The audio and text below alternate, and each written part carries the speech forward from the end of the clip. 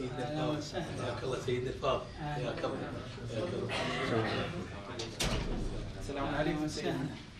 الله يحفظكم ويديم بعمركم ان شاء الله. الاخوه من بغداد من مدينه الصدفه. الله يحفظكم ان شاء الله. سيدنا هذه تربه الامام الحسين، انا صليت بالنيابه عن المدينه اليك، وهذا مي زمزم ارجو ان تتقبلون. جزاكم الله خير. اسال الله يمد في عمركم ويحفظكم. الله يحفظكم. أعوذ بالله من الشيطان الرجيم. بسم الله الرحمن الرحيم. المسألتان موجودتان في العروة، أما بالنسبة إلى آخر شعبان واستصحاب شعبان أكو، نعم لازم يفحص. إذا فحص ولم يصل الفحص إلى نتيجة له أن يفطر عمدا بلا إشكال. وإذا في النهار ثبت أنه أول رمضان، من تلك اللحظة يمسك على المفطرات ويقضي فقط. مقتضى الاستصحاب وجوب الصوم، لأنه لا يشك أنه من آخر رمضان أو أول شوال. فإذا بعد الفحص ولم يصل الفحص إلى نتيجة يجب عليه الاستصحاب الصوم إذا أفطر عمدا. ثم تبين بعد ذلك أنه أول شوال يوم العيد، هذا فقط التجري عنده ليس عليه شيء. لا لأنه كان شوال. لا، في آخر رمضان بان أنه من رمضان، إلى هالشكل فعليه القضاء.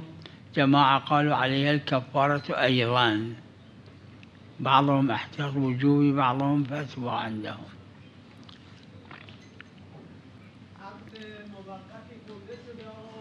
بله.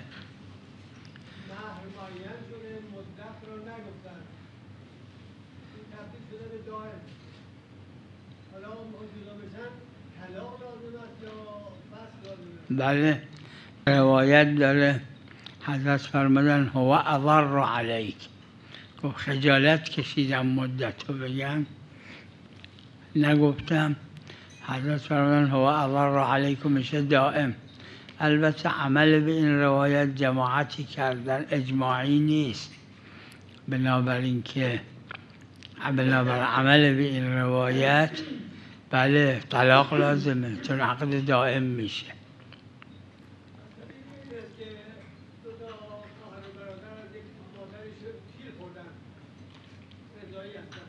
بله.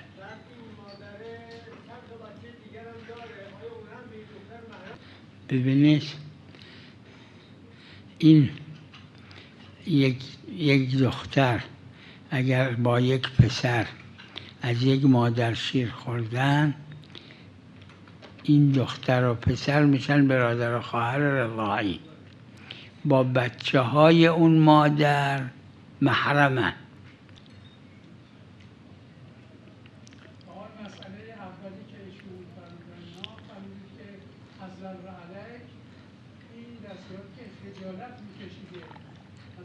مورد روایت خجالته. بله.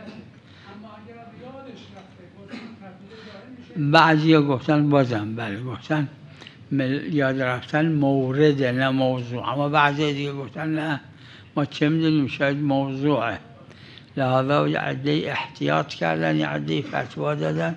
محل خلاف هم هست. اونایی که فتوا دادن گفتن این استظهار کردن که نسیان مورده نه اینکه موضوعه. البته اگه شک کردیم که موضوعه یا مورد، اصل اینه که بگیم موضوعه و بگیم نسیان اینجوره، نه هر نگفتن ولی عمدن نگفتن.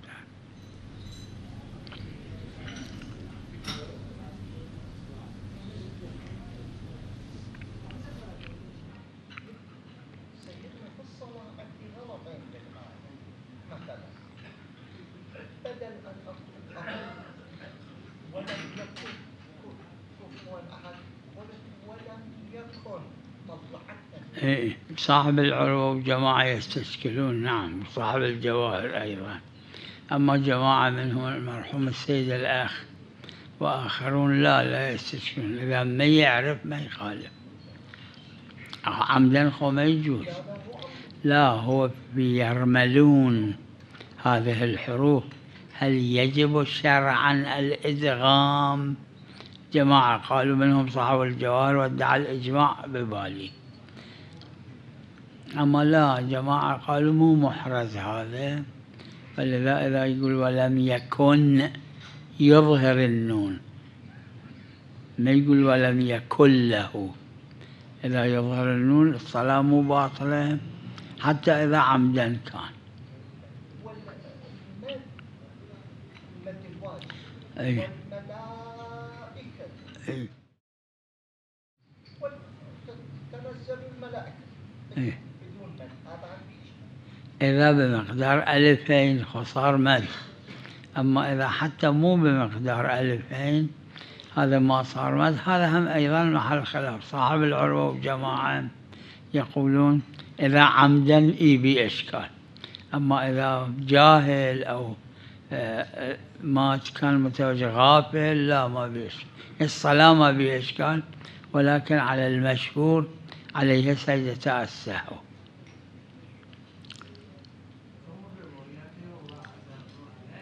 اي لا اجمعني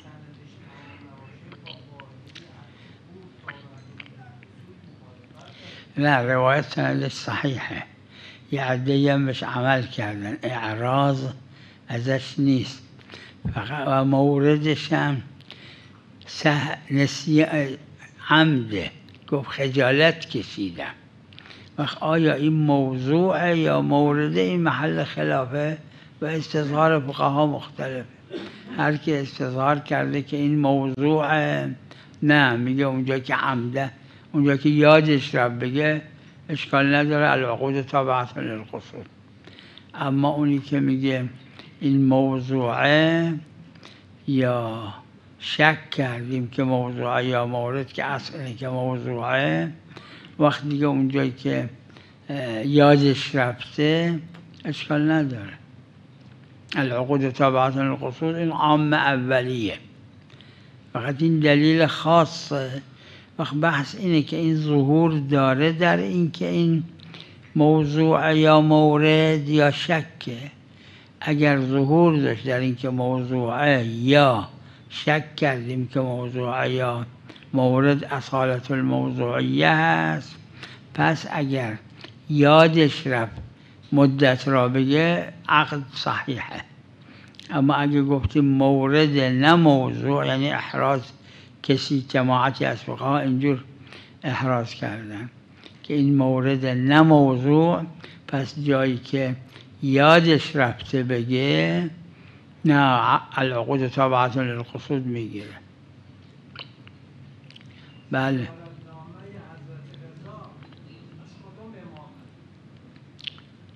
چند تا زیارت دارن حضرت رضا علیه السلام. یه زیارت مفصله که توشم چند تا شعره، این روایت شده از حضرت جواد علیه السلام. زیارت های دیگه هم دارن، یکیش یادم از حضرت جواد علیه السلام، اون که از همه مفصل تره. و علیکم السلام و رحمت الله و برکاته. نعم. على انتخابات الجمعية البرلمانية وأغلب هؤلاء المرشحين هم من حكموا العراق سابقا. نعم. وهم فاسدون.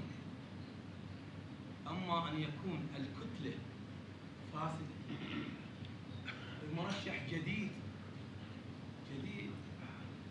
ولا أنه تابع لهذه الكتلة الفاسدة أم العكس؟ فما هو رأيكم بالانتخابات؟ كل شخص وقناعته من حيث المجموع، العنوان الأولي، العنوان الثانوي، فساد المرشح، فساد الكتلة، فساد أحدهما، فساد كليهما، كل واحد من من الأفراد هو وقناعته الشخصية بينه وبين الله، حسب قناعته يعمل.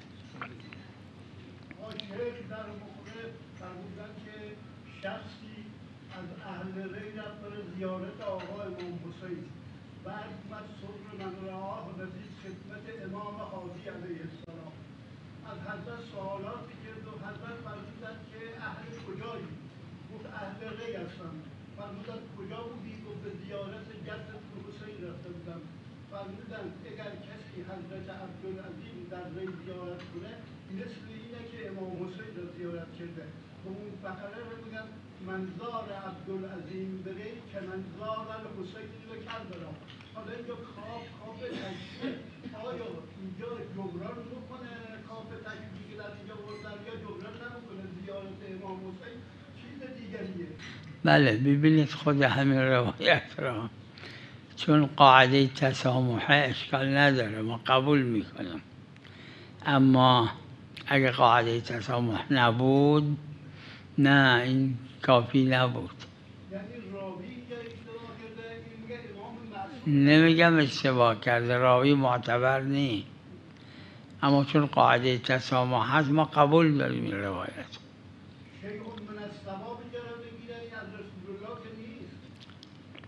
اما اگر حضرت هادی علیه السلام فرموده باشن مثل اینه که رسول الله فرموده باشن فرقی نداره.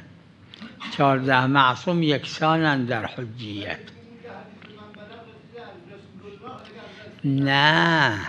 نه حدیث من بلغ از امام صادق علیه السلام فقط حضرت فرمودن من بلغه صحیح هشام از حضرت صادق علیه السلام فرمودن من بلغه ثواب علی عمل فأتی به رجاء ذلك الثواب اوتیه و ان کان رسول الله لم یقله.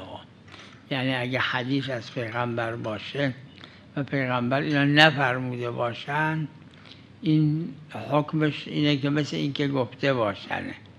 وقت فرق نمیکنه حدیث از پیغمبر باشه یا یکی از 13 معصوم دیگه، چون تمام 14 معصوم در حجیت یکسان هستن. علیکم السلام.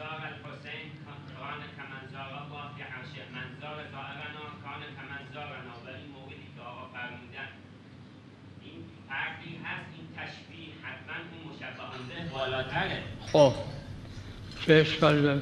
قاعده تسامح میگه درسته. اگر خود شما از حضرت هادی علیه السلام شنیده بودید چیکار میکردید؟ تشکیک دیگه نمیکردید. قاعده تسامح میگه انگار خود شما شنیدید.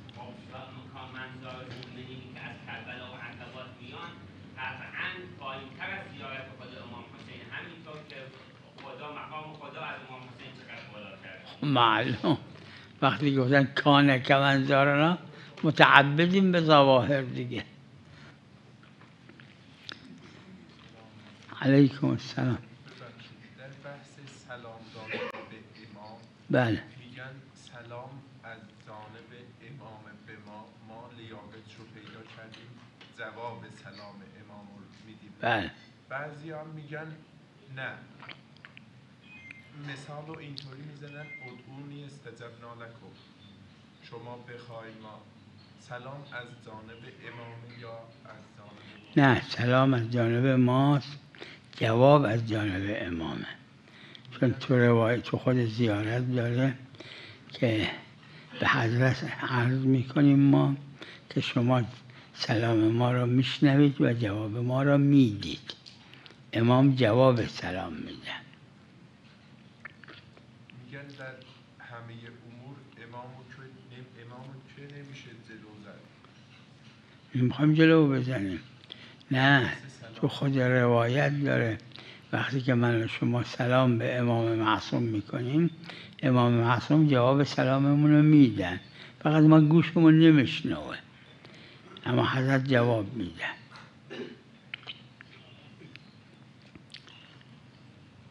اشهد انک تشهد مقامی و مع سلامی. بله بفرمایید. نعم علیکم السلام. تفضلوا. نحمل لكم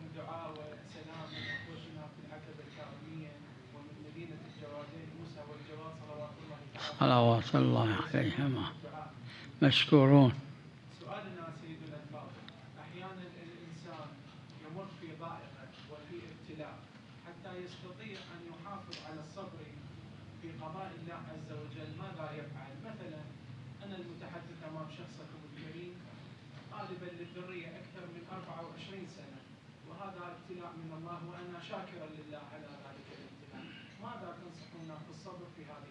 حديث الكساء الشريف حديث معتبر، وبعض جربوا هذا الحديث في الحوائج المهمة واستفادوا. إذا واحد وآخرين مو وحده، ولو الزوج والزوجة فقط اثنيناتهم كل يوم يتوسلون بقراءة الحديث الكساء الشريف إن شاء الله يوفقون إن شاء الله. یکی دیگه حضرت آقا حضرت عبدالعزیز وقتی خدمت امام جواد رسیدن به امام جواد فرمودن که یه حدیثی که از جدمون رسول الله اومده برای ما بیان کنید درباره من. حضرت فرمودن که جد ما فرموده لو تکاشفتم ما تدافنتم. حالا اگر که حدیث درست بشه با اون چیزهایی که داره بعد از مردن انسان نباید تحقیق کنه بگه با هم تفاوت داره اینجا. نه نه یا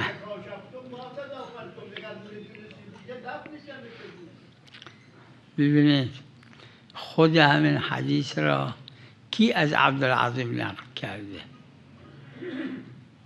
ببینید خود همین حدیث تو ذهنم اینه، سند معتبر نداره. وقت این حمل میشه بر قضیه غالبیه نه قضیه دائمیه، چون ظواهر حجت این ظهور بیش از غالبی نداره، چون غالب افراد غالب به بشر اهل گناه هستن، اگر گناه های همدیگر رو میدونستن همدیگر رو دفن نمی کردن. ببینید خود حدیث را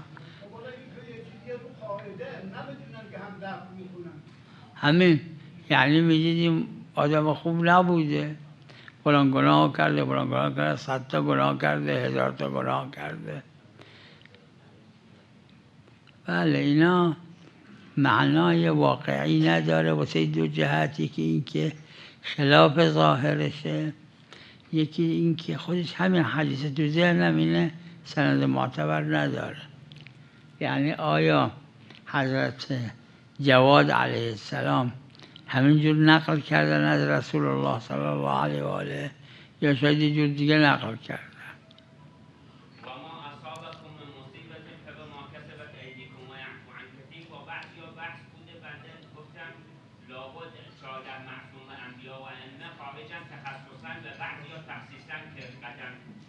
آره بله بلا شک همینجوره. معصومین اینا نیستن اینجور، بلا شک ادله عصمت قویه. علا کل هر کس که ثبته مقامای تالی تل و عصمت براشون عیبی نداره، قبول داریم. سلام علیکم. بفرمایید.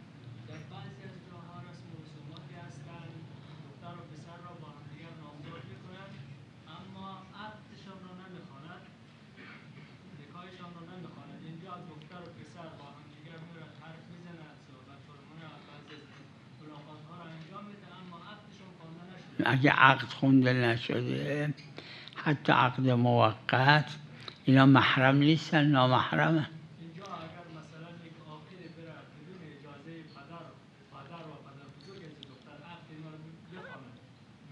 نه چرا؟ بله بی اجازه پدر محل خلاف دیگه، هر کسی باید ببینه مرجع تقلیدش چی میگه.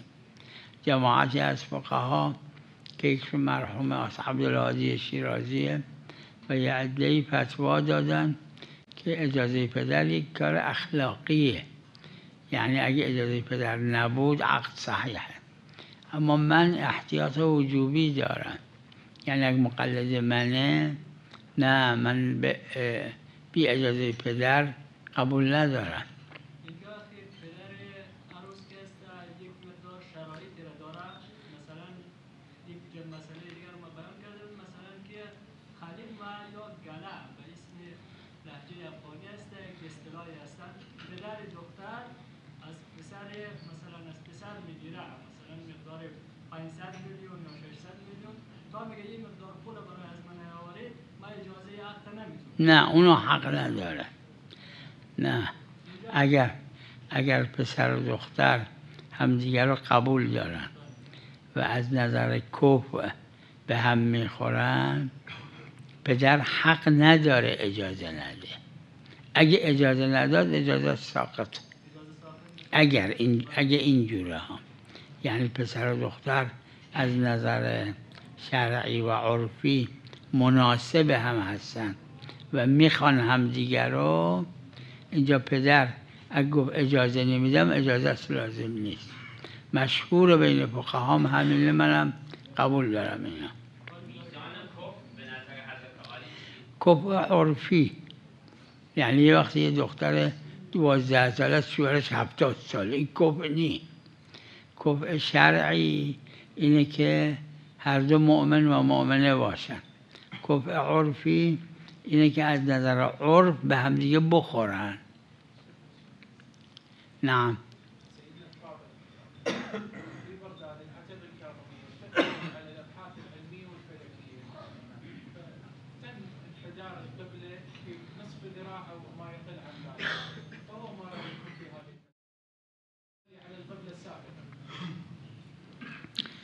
الأعاظم من الفقهاء أنا رأيتهم يصلون على القبلة مستقيما في حرم الكاظمين عليهم السلام، مكرر أنا شايف، والقبلة هي القبلة السابقة ظاهرا. أنا بالكاظمين تشكل أصلي. بل عليكم السلام.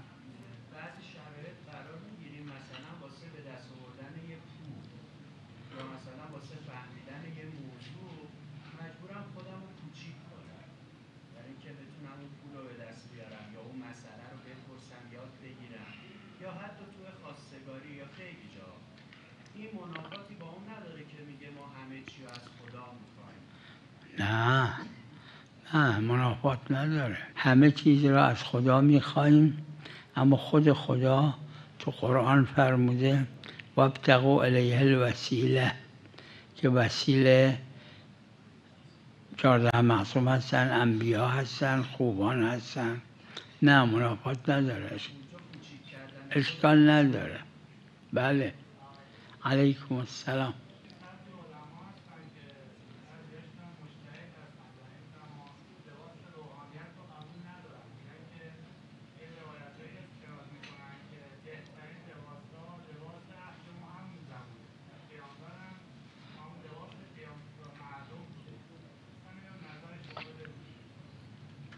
همین روایت پیداش کنید ببینید، رو قاعده تسامح میگیم روایت، اگر نه روایت نی، معلوم معصوم اینو گفته باشن.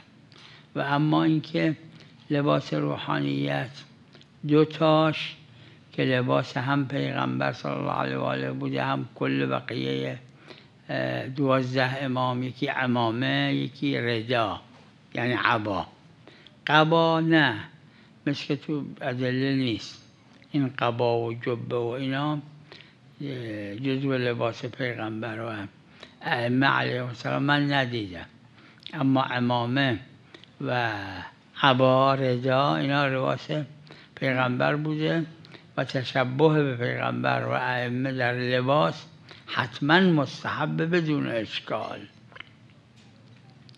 بله من یادم سابقا وقتا که یادمه حتی یه عده‌ای از کسبه تو کربلا، نجف، حتی بغداد، یه عده از کسبه عمامه و ردا می پوشیدن به اعتبار اینکه مستحبه، اما حالا کم شده.